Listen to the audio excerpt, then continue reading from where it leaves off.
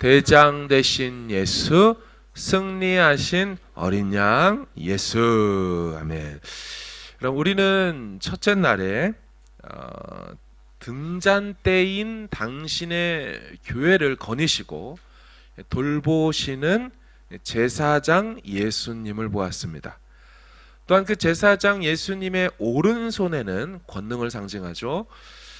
7별을 쥐고 계셨어요. 근데 그 7별은 그 7교회, 모든 교회, 만국 교회되는 교회 리더십들을 의미하여 당신의 오른손으로 당신의 리더십들을 붙들고 제사장으로서 당신의 교회를 두루 살피시고 기름을 채우시는 모습을 보았습니다. 자, 오늘 살펴볼 예수님의 모습은 이것인데요. 1장 16절 아까 보셨는데 한 번 더 읽어볼까요? 시작.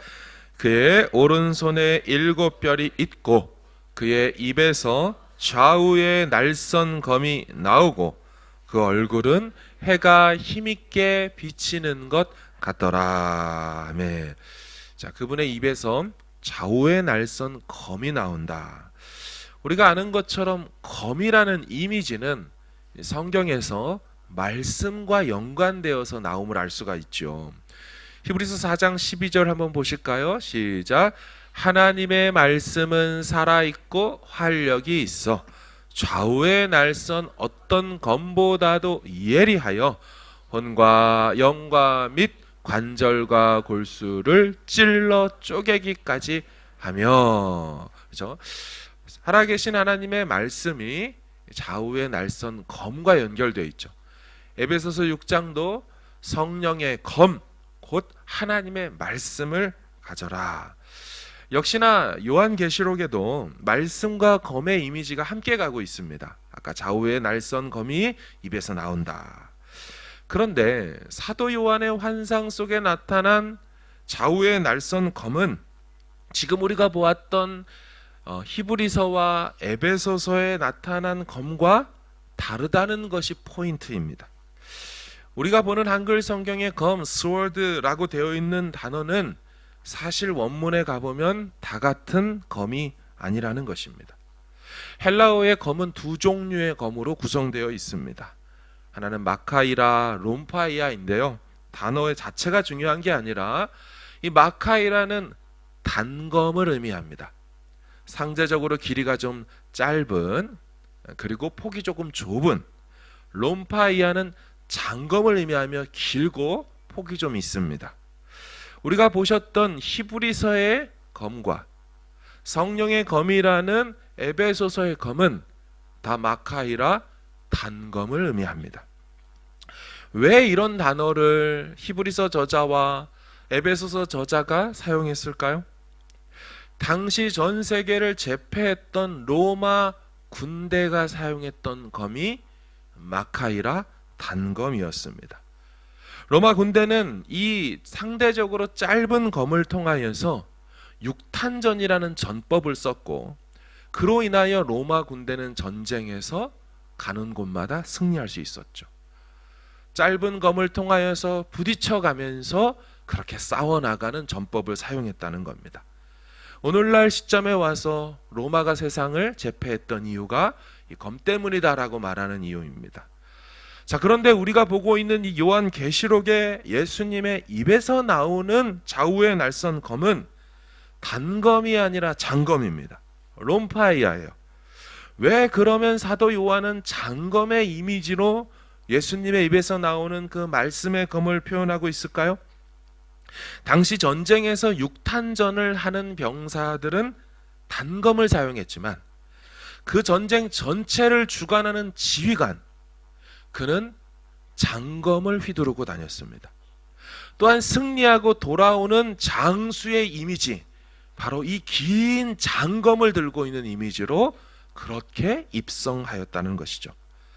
따라서 지금 사도 요한을 통하여 성령께서 이 7교회들을 향하여, 만국교회를 향하여 보여주고 싶은 예수님의 모습은 무엇입니까?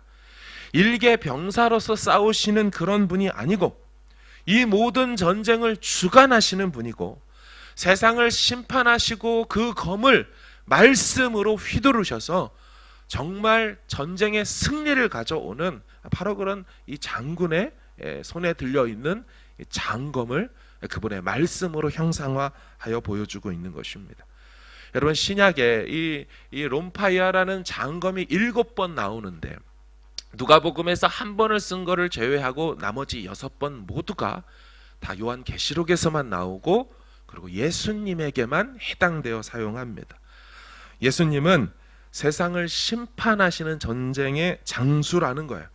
이 전쟁의 이 모든 싸움의 총지휘관 되시고 결국 승리하시는 대장 예수시라는 걸 믿으시기를 바랍니다. 자, 두 번째 예수님의 이미지 모습, 요한계시록은 무엇을 그려주고 있을까요? 오늘 본문에 보면 바로 어린 양 예수의 모습입니다. 자, 요한계시록 5장 13절을 다시 한번 읽겠습니다. 시작.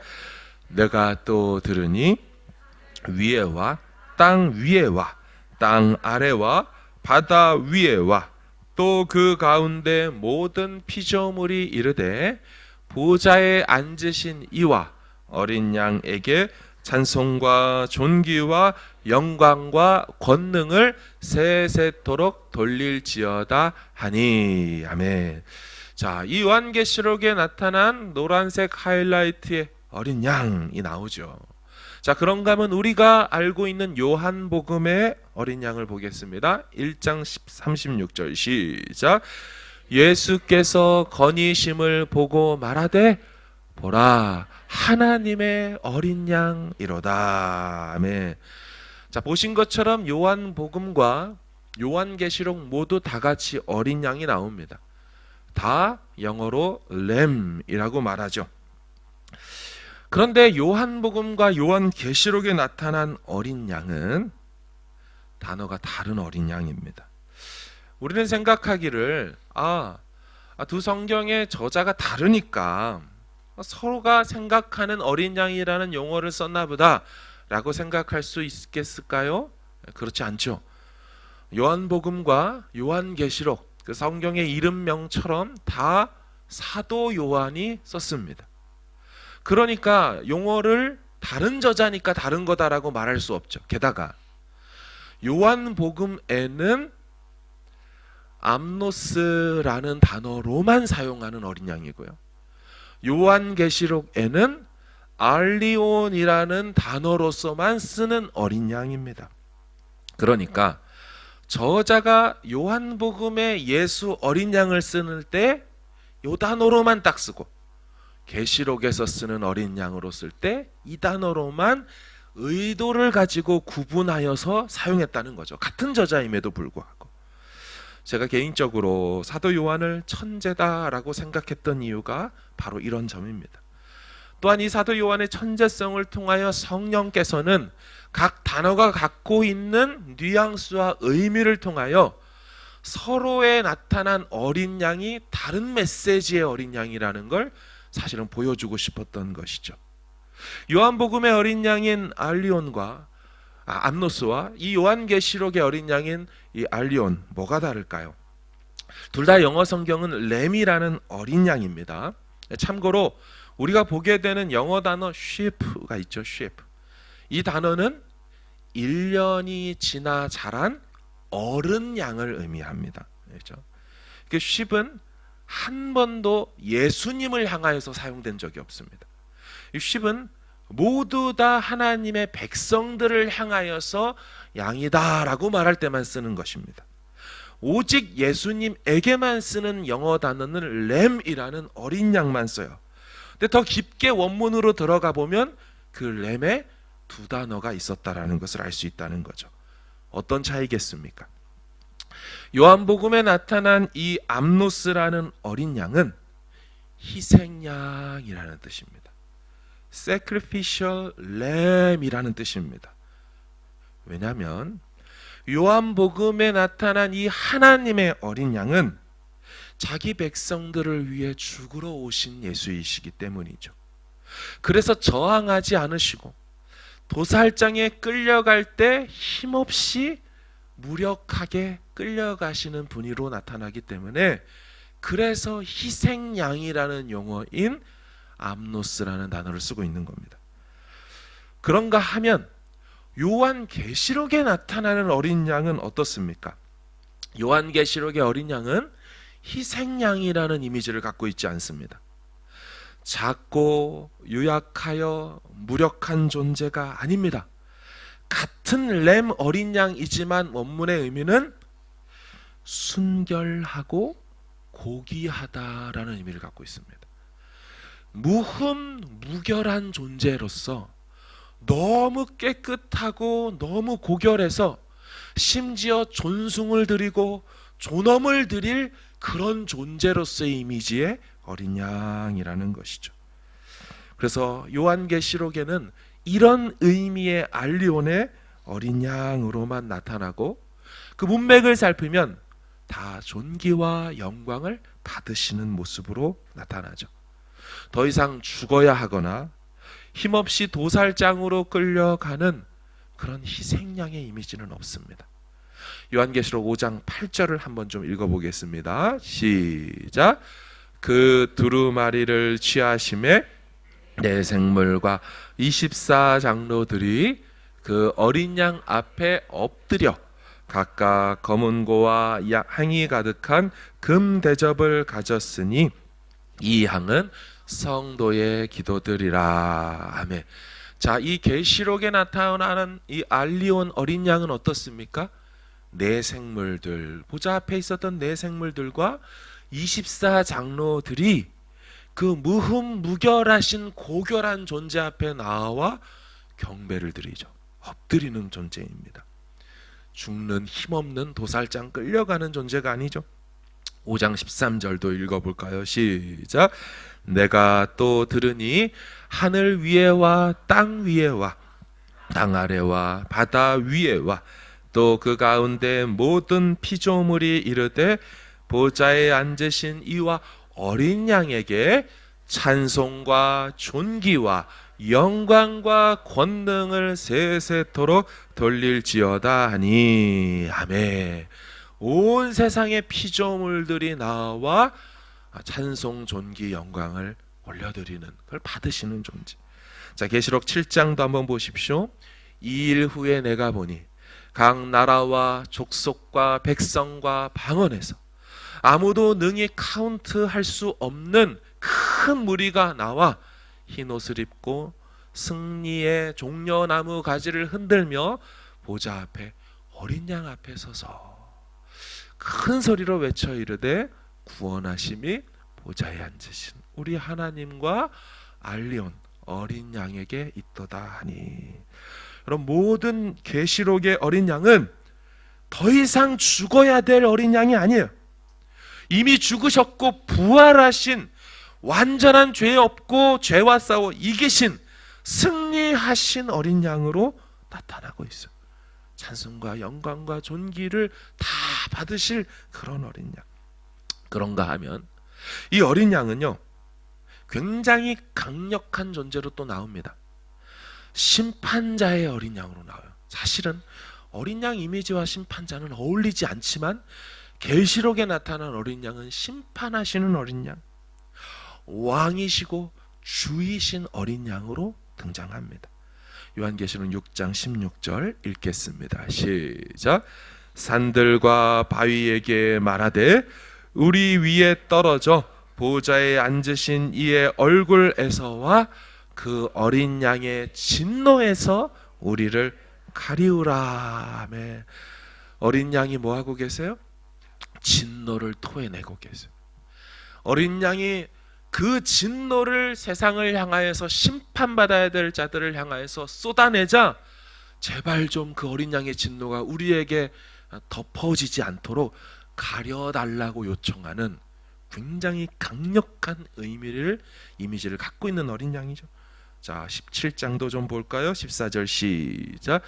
그들이 어린 양과 더불어 싸우려니와 어린 양은 만주의 주시요 만왕의 왕이심으로 그들을 이기실 터이요 또 그와 함께 있는 자들 곧 부르심을 받고 택하심을 받은 진실한 자들도 이기리로다. 아멘.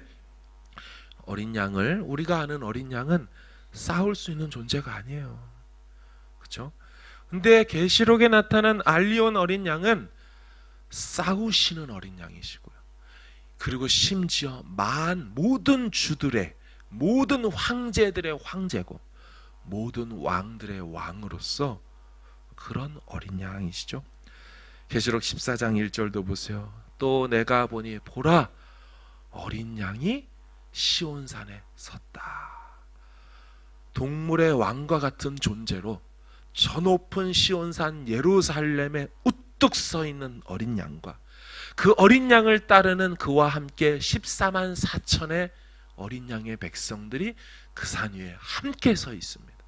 그 장면들은 아마도 위에서 볼 수 없었겠죠. 고대니까 드론이 아니잖아요. 밑에서 저 위에, 산 위에 최선두 앞에 이 절벽 같은 곳에 떡하니 두 다리, 네 다리를 딱 놓고 서 있는 어린 양의 모습. 그 뒤로 쫙 따르고 있는 어린 양의 백성 14만 4천이 서 있는 모습이 계시록의 어린 양의 모습이죠. 자, 마지막 7장도 볼까요? 이는 보좌 가운데 계신 어린 양이 목자가 되사. 여러분, 이 이미지가 굉장히 충돌나고 있습니다. 원래 목자가 양을 이끌고 그 중에서도 어린 양은 말할 것도 없이 따라가야 되는데 이게 역전이 됐죠. 이 어린 양이 계시록에서는 목자가 되어버립니다. 여러분, 구약 성경에 나타난 이 다윗이 말하는 여호와는 나의 목자다 할 때 정말 그 목자가 셰퍼드입니까? 아니죠. 왕의 이미지를 갖고 있어요. 구약의 목자라고 나타날 때는 사실은 왕을 비유하는 메타포입니다. 따라서 그 어린 양이 당신 백성들의 왕이 되고 그들을 생명수샘으로 인도하여 그들을 먹이고 생명을 얻게 하는 그런 어린 양이죠. 여러분, 그래서 요한계시록의 대가인 리처드 보컴이라는 사람은 이렇게 말했습니다. 우리는 계시록에서 어린 양을 볼 때마다 어린 양이라 쓰고 사자라 읽어야 한다라고 했어요. 언어는 어린 양이지만 느낌과 주는 메시지는 사자이시죠. 자, 계시록 5장 5절을 읽어보겠습니다. 시작. 장로 중에 한 사람이 내게 말하되 울지 말라. 유대 지파의 사자 다윗의 뿌리가 이겼으니 그 두루마리와 그 7인을 떼시리라 하더라. 아멘. 유대 지파의 라이언, 사자, 다윗의 뿌리, 다윗의 근원 대신 메시아 예수가 승리하셨다라는 거예요. 그러니까 이미지는 계속 어린 양이지만 듣는 사람으로 하여금 계속 사자와 어울리는 모습이었죠.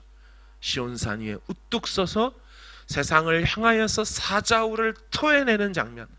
우리 청년 청소년들이 많이 보셨던 C.S. 루이스가 썼던 나니아 연대기, 코로만델의 배경이 되었던 그 나니아 연대기, 거기서 아슬란이라는 사자가 밀리고 있는 당신의 백성들의 상황 속에 갑자기 나타나서 어떻게 합니까? 세상과 그 쳐들어오는 군대를 향하여 사자우를 토해내서 한 번 외치죠. 그 사자우로 인하여 다 쓰러져 버리고 전쟁을 승리해 버리게 되는 이 장면은 C.S. 루이스가 계시록의 어린 양, 사실 사자 예수 그리스도를 그렇게 판타지 장르를 통하여 써 내려간 것이죠. 예수 어린 양, 사실은 사자이십니다. 사랑하는 여러분, 우리 주님 예수님은 일개 병사가 아니십니다.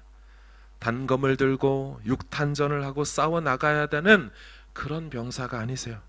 그분은 승리하신 장수로서 장검을 들고 계십니다. 특별히 그 장검은 곧 당신 입에서 나오는 예리한 좌우의 날선 검의 말씀으로 세상을 향하여 거침없이 말씀의 검을 휘두르시는 장수이십니다. 또한 우리 주님 예수님은 더 이상 요한복음에 유약한 어린 양이 아니세요. 다시 죽어야 하고 힘없고 도살장에 끌려가는 그런 어린 양을 우린 노래하지 않습니다. 이미 죽으셨고 이제는 죽음을 이기셨죠. 부활하셨습니다. 다시 사셨어요. 그래서 순전하고 무흠무결하신 분의 어린 양이세요. 하지만 결코 어린 양이 갖고 있는 약함이 없으시는 사자와 같은 세상을 이기신 분이심을 믿으시기를 바랍니다. 우리 모두 제대로 기억합시다. 내 생물과 24 장로들이 나와 엎드려 경배하는 어린 양이십니다. 찬송과 존귀와 영광과 권능을 올려드리는 받으시는 어린 양이시죠.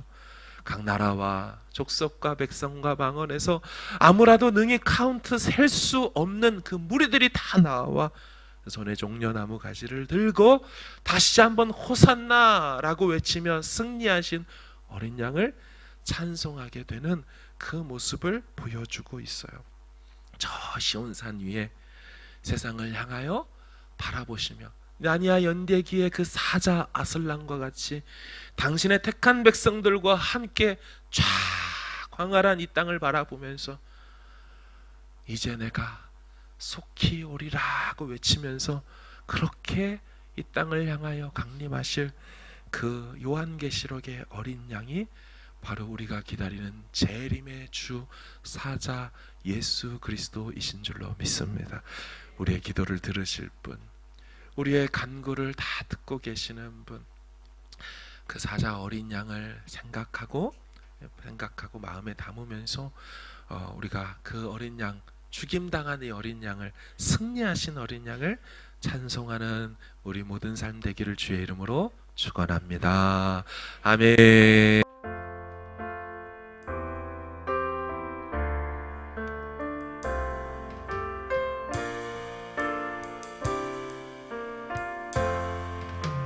죽임당하신 어린 양, 모든 족속과 방언 백성과 나라가 음대서 우리를 비롯사서 하나님께 드리셨네. 죽임당하신 어린 양, 우리들을 따라와 제사장 삼아 주셨으니 우리는 주와 함께 이 땅에서 다스리리. 아멘. 죽임당하신 어린 양, 능력과 부활지혜, 힘과 존귀와 영광 찬송 받으시기에 합당하신 우리 한 번 더 구령으로 죽임당하신 어린 양 올려드리십시다. 능력과 부활지혜, 힘과 존귀와 영광 찬송 받으시기에 합당하신 한 번 더 죽임당하신 어린 양, 아멘. 능력과 부활지혜, 힘과 존귀와 영광 찬송 받으시기에 합당하신